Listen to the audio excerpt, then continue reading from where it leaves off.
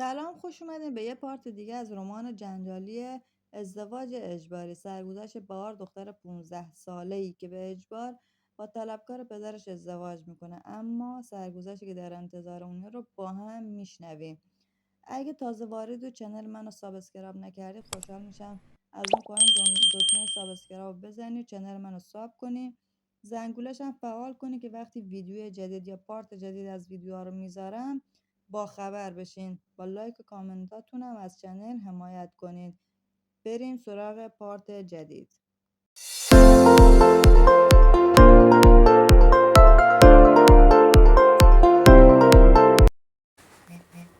سلام عزیزم، خوشحالم میبینمت. مبینا جون، باران که اذیتت نمیکنه؟ خندید و گفت نه خاله، باران خیلی هم خوبه. باران سری جبهه گرفت و گفت پس من چی؟ خیلی هم مهربونم. مبین، شانس آورده که من پیشش میشینم. همه خندیدیم. اون یکی هم گفت منم نرگسم خاله جون، دوست باران. بعدم دستشو آورد سمتم. خیلی دختر نازی بود، با این که همسن باران بود، ولی احساس کردم خیلی بیشتر از یه دختر بچه 7 ساله میفهمه. من دستشو آروم گرفتم توی دستام، لپشو کشیدم. یهو صدای اون یکی از پشت مبینا و نرگس بود در اومد. خودشو رسوند به من و گفت منم مدیسام خاله جون. وای شما چقدر خوشگلید. معلوم بود از اون بلبل زبوناست. دستمو کشیدم رو سرش و چتریاشو به هم ریختم. بعدم گفتم مرسی عزیزم، ولی به پای تو نمیرسم که. یهو مبینا رو به باران گفت وای باران جونم، مدیسا راست میگه. مامان چقدر خوشگل و جوون. یه لحظه احساس کردم تو چشای بارانم اشک جمع شد. منم رو کردم طرف مبینا و با لبخند گفتم نه عزیزم، من بهارم، مامان باران نیستم، خواهرشم. مدیسا رو کرد به من و گفت پس مامانتون کجاست خاله؟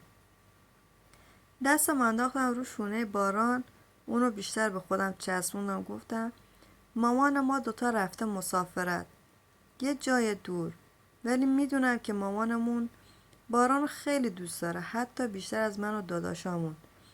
دلش براش یه عالمه تنگ شده. نرگس گفت خوش به حالت بارون. بچه ها بودیم بیایم بریم دیگه، الان زنگ میخوره. بعدم دست باران کشید و بردش. باران همینطور که داشت دنبال نرگس و بچه ها کشیده میشد، برگشت و به عقب نگاه کرد. یهو دستای نرگس رو ول کرد و دوید طرف من و توی حرکت آنی خودش رو پرت کرد تو بغلم. بعدم همینطور که خودش رو به من بیشتر میچسبوند و پاهام محکم گرفته بود، گفت آبجی خیلی دوستت دارم. پیشونیشو با آرومی بوسیدم و گفتم برو باران جان، دیرت میشه عزیزم. با دلخوری گفت آبجی منتظرم، ما بیا دنبالم. چشمو به علامت مثبت باز و بسته کردم. وقتی مطمئن شدم که رفتن توی مدرسه، دوباره راه برگشت رو پیش گرفتم. داشتم فکر میکردم چرا جواب باران رو ندادم. چرا وقتی گفت هر روز منو بیار یه جوری شدم؟ مگه من همین رو نمیخواستم؟ مگه نهایت آرزوم این نبود که برگردم خونمون و کنار خانوادم باشم؟ حالا چی؟ حالا مگه آرزوی دیگه ای داشتم؟ ته دلم لرزید. دلم واسه خونه کامران تنگ شده. حتی دلم واسه سالی هم تنگ شده. دلم واسه دعوا کردنمون تنگ شده. ولی آخه اون حتی سراغم هم نیومد. حتی نیومد دنبال بچهش. تو همین فکرها بودن که محکم خوردم به یه چیزی. سرمو که بلند کردم نمیدونستم باید بخندم یا گریه کنم. باید شاد باشم یا غمگین. فقط تونستم نگاهش کنم.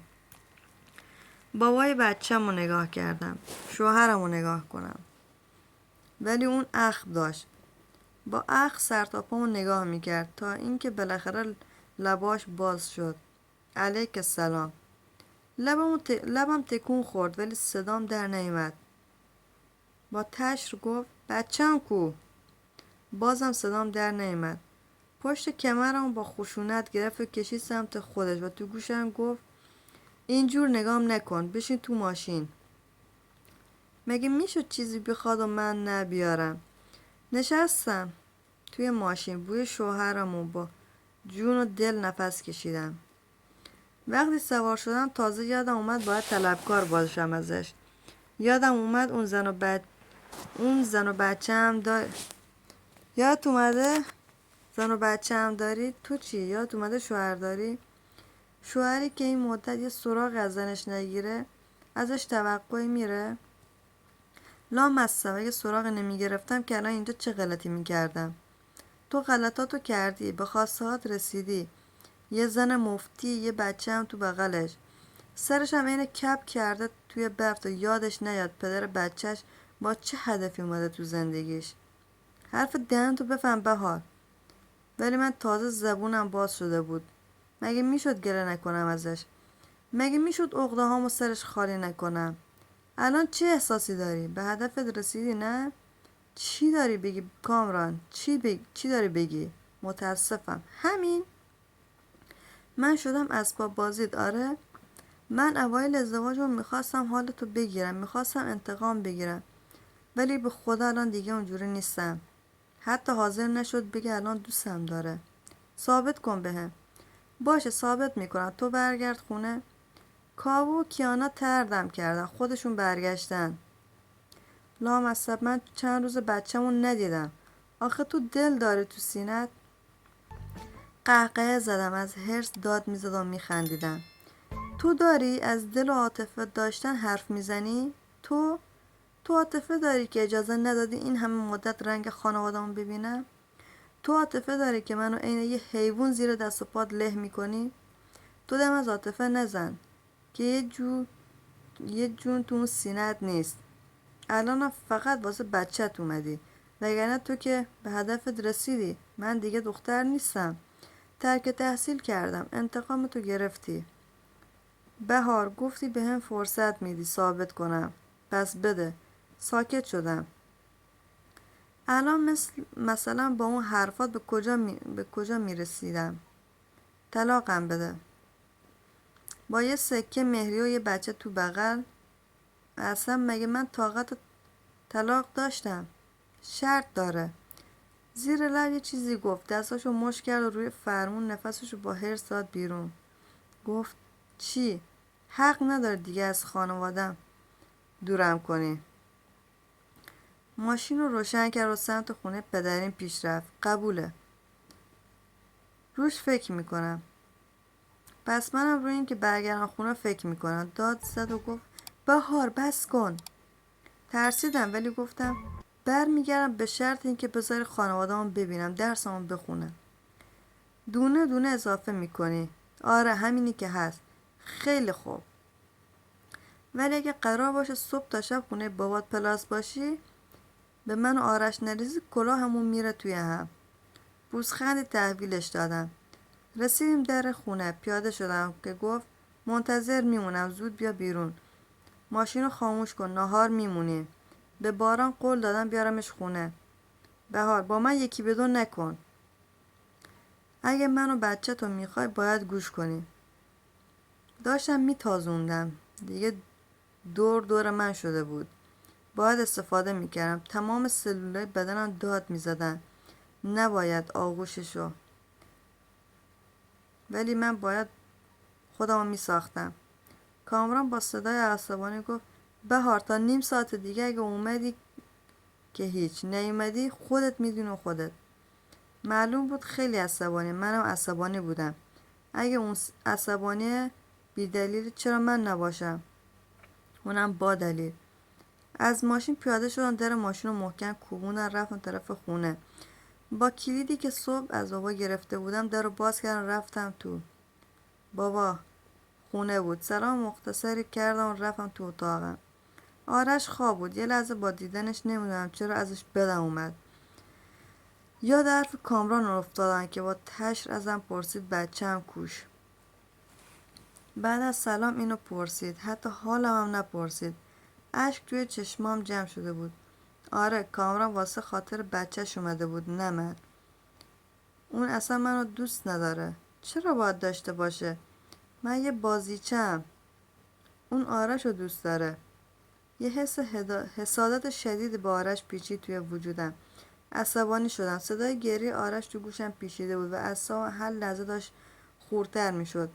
با عصبانیت داد زدم خفه شو آرش، خفه شو، که باعث شد بیشتر گریهش بگیره. اما بعد یه لحظه پشیمون شدم. اشکام چکید روی گونه‌ام. من مادرش بودم. هر چقدر که کامران از من بدش میومد، باز من مادر آرش بودم. من با چه حقی سر این طفل معصوم داد زدم؟ اون چه گناهی داشت؟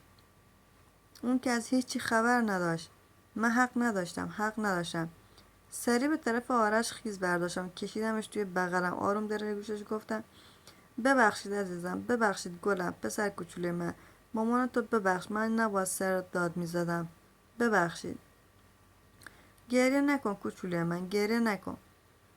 همینطور که این حرفا رو میزدم اشکام میچکیدن روی گونه و آرشم خجالت میکشیدم. من مامان خیلی بدیم آرش، مگه نه؟ بعدم آروم آروم به گریه کردنم ادامه دادم. آرش پسر کوچولوی من بود. تو اتاق میچرخیدم و سعی میکردم آرش رو آروم کنم که نگاهم افتاد به بابا که تو چارچوب در وایساده بود. داشت با چشمای خیس به من نگاه میکرد. آروم گفت چقدر شبیه مادرت شدی. وقتی که تو رو میگرفت تو بغلش رو برات لالایی میخوند تا خوابت ببره. یاد مامان افتادم. با یه دست اشکام پاک کردم، رفتم طرف بابا. لبخندی زدم و آرش گریهش بند اومده بود. داشت تو بغلم وول میخورد و لبخندی و کش مرگ ما میزد. با یه صدای بچگونه گفتم بابا بزرگ، ببخشید این مامان منو که داد و بیداد را انداخته بود. دختر شماست دیگه، لوس بارش آوردین. بابا خندید و آرش رو بغلم گرفت. ای پدر سوخته، دختر من لوسه یا پسرش که از صبح که مامانش رفته هی داره گریه میکنه؟ خندم گرفت. بابا ادامه داد تا اونجایی که من یادم میاد بهار تو خیلی مظلوم و ساکت بودی. بهراد و بهرام اینقدر شینور زور بودن.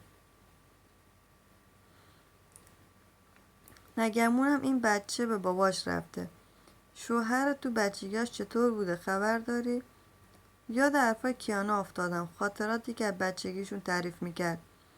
رو به بابا خندیدم، گفتم وای اگه به باباش رفته باشه که بدبخت شدم.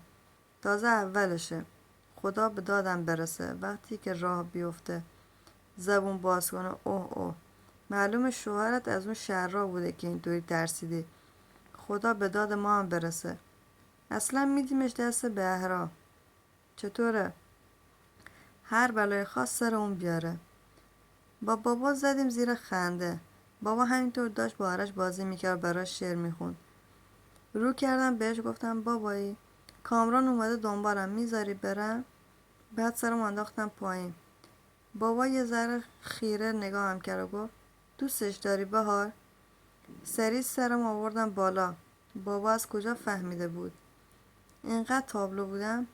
همینطور که با اشکام بازی میکردن سرم پایین بود. با شرم گفتم خب آخه اون پدر بچمه، شوهرمه. منم خیلی وقته که اینجام، بالاخره باید به سر خونه زندگیم. نمیشه که تا ابد اینجا بمونم. بابا گفت همه اینا رو میدونم دخترم.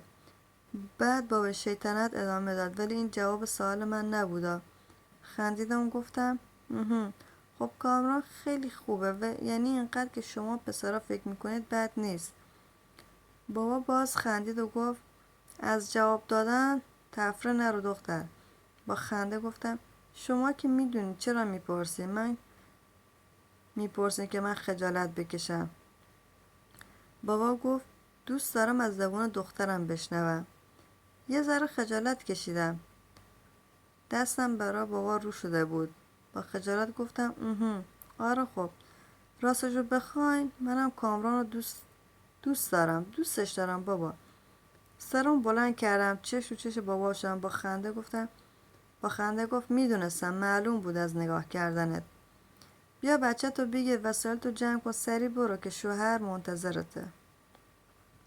اینو که گفت خندید. بعد ادامه داد.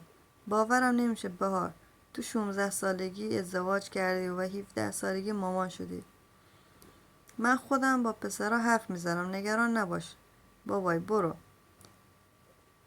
این ور که معلوم اون پسرم تو رو دوست داره. یه لحظه احساس کردم لپام قرمز شد. با سر افتاده رفتم طرف بابا، لپشو محکم بوس کردم. گفتم ممنون بابا جون. راستی من خودم میرم دنبال باران امروز. میبرمش خونم و فردا هم خودم میبرمش مدرسه. برگشتنی هم میارمش اینجا، عیبی که نداره. بابا گفت نه دخترم برو، خدا به همراهت. رفتم تو اتاق، سریع وسایلمو جمع کردم، لباسای آرشم پوشوندم.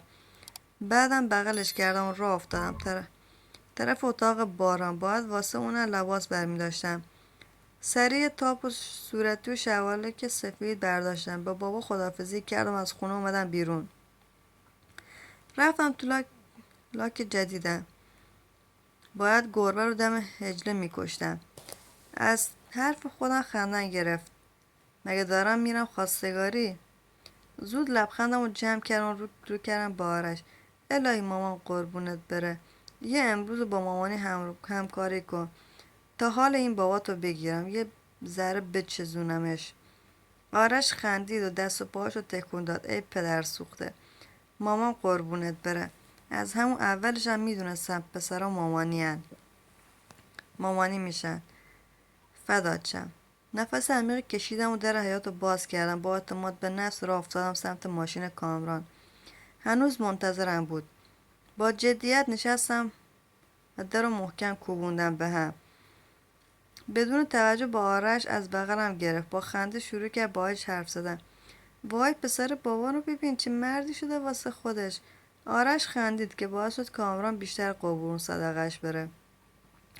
آرش ازش گرفتم، با جدیت گفتم راه بیافت. دیدم حرکت نمیکنه. برگشتم طرفش، دیدم با جدیت عقل داره نگاه میکنه. چته؟ چیو نگاه میکنی؟ سرشو با تأسف تکون داد و راه افتاد. از ماشین پیاده شدن که سالی پارس کرد. اصلا حواسم بهش نبود. با پارسی که کرد هم من سکته کردم هم آرش زد زیر گریه. برگشتم طرف سالی و داد گفتم زهر مار بیشور. سالی با داد من دومی تکون داد و نشست.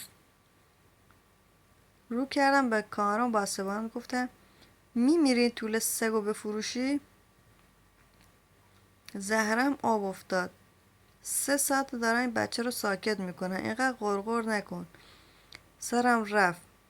اومد آرشو تو بغلش گرفت و آرومش کرد. جونم بابا هیچی نیست. آرشی گل پسرم آروم باش بابا دیگه. وای نستدم قربون صدقه هاشو گوش بدم. سری رفتم داخل. دلم واسه این خونه تمام وسایلش تنگ شده بود. در اتاق که باز کردم ته دلم یه جوری شد. خیلی حال کردم. عکسی بزرگ شده از من روی تخت نصب شده بود. لبخندی اومد گوشه لبم. چیه ذوق مرغ شدی؟ سریع لبخندم رو جمع کردم. با جدیت گفتم چرا این جن وارد میشی؟ بلد نیستی در بزنی؟ شونه بالا انداخت و گفت نیازی نمیرم واسه وارد شدن تو اتاق خودم در بزنم، اجازه بگیرم. آرش رو تخت گذاشت و لباسش رو در آورد. سریع سرم برگردونم. میدونستم با دیدن بدنش نمیتونم خودم رو کنترل کنم. رفتم طرف آرش و لباساشو با هزار بدبختی عوض کردم. اوف باز این بچه خرابکاری کرده بود. همینطور لخ بردمش توی همون شستمش. دوباره گذاشتمش روی تخت. کامران روی تخت دراز کشیده بود. یه دونه پوشک برداشتم و مشغول پوشک کردنش شدم.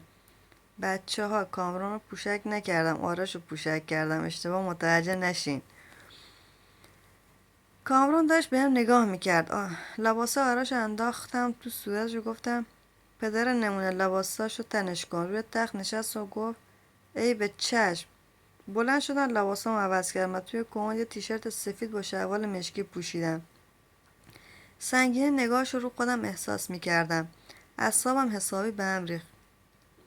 برگشتم طرفش با خشم گفتم چته؟ چی میخوای؟ هیچی بابا، چرا پاچه میگیری؟ زنم دلم میخواد نگاش کنم. اداشو در آوردم. نشستم روی تخت. آرشو بغل کردم. که بذارمش تو گهواره. دیدم از روی لباسش دهنش برده سمت سینه. پوفی کشیدم و دوباره نشستم روی تخت. لباسمو دادم بالا، بهش شیر دادم. اونم با ولع میخورد. کامران همچنان داشت نگاه میکرد. برگشتم طرفش. نگاهش به سینه‌ام بود. با حرص گفتم چیه، تو هم میخوای؟ صورتتو اونور کن بچه پرو. با شیطنت نگاه کرد. گفت اگه بدی که ممنون میشن. ای بابا گیر دادی یا چی کار به تو دارم؟ دارم با نگاهت عصبی میکنی. تو کی عصبی نبودی؟ سری برگشتم طرفش. گوشیونشو بالا انداخت و گفت راست میگم. خب شونه اون درده. شونه و مرض واسه من شونه بالا میندازه. این بچن که سیر نمیشه. با صدای کامران فهمیدن که دوباره بلند شد. خب لابد خیلی خوشمزه است. چی کارش داری؟ بخور بابا، نوش جونت. به جای منم بخور. هیز بدبخت. هو 2 روز ورزش کردم باز بیادب شدی. از تو یاد گرفتم با ادب. زود باش کارت دارم. من با تو کاری ندارم. بی‌حوصله گفت با بیخیال. میدونی چیه؟ چند وقت لمست نکردم. بابا منم مردم. جون من. با جدیت گفتم چه ربطی داره؟ پس اگر رفتم یه دختر آوردم تو خونه نگه چرا این کارو کردی. سری برگشتم طرفش گفتم تو غلط میکنی همچین کاری کنی.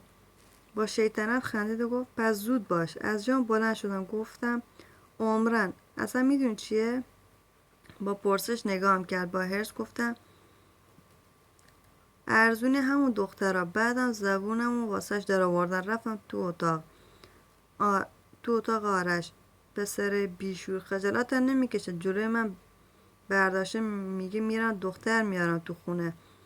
آخ که چقدر دوست داشتم بزنم لهش کنم. هرس نخور کوچولو، شیرت خشک میشه. با خش بهش نگاه کردم. گفتم کی گفت تو بیای تو اتاق؟ ها؟ خشن نشو بابا جذبه. خونمه، دلم میخواد. دیوونم کردی. میدونم عزیزم دیوونه من شدی. اوف عجب اعتماد به نفسی. رودل نکنی یه وقت. شما بده اگه ما رودل کردیم بزن تو سرمون. غریده. برو بیرون کامران. نیشش شل شد و رفت بیرون. ای خدا این چقدر خره. گفتم که تو اتاق آرش خوابیدم. گرفتم تو اتاق آرش خوابیدم. بیدار شدم ساعت 11 بود. باید تا 11:30 میرفتن دنبال باران. بی‌حوصله از جام بلند شدم. کش و قوسی به کمرم دادم. آرش سر جاش نبود. حتما کامران با خودش برده بودتش. دست و صورتمو شستم. رفتم تو اتاق آماده بشم. کامران رو تخت نشسته بود. لپتاپش هم روی پاش بود. آرش کنارش به خواب رفته بود. صبحتون بخیر بانوی غرغرو.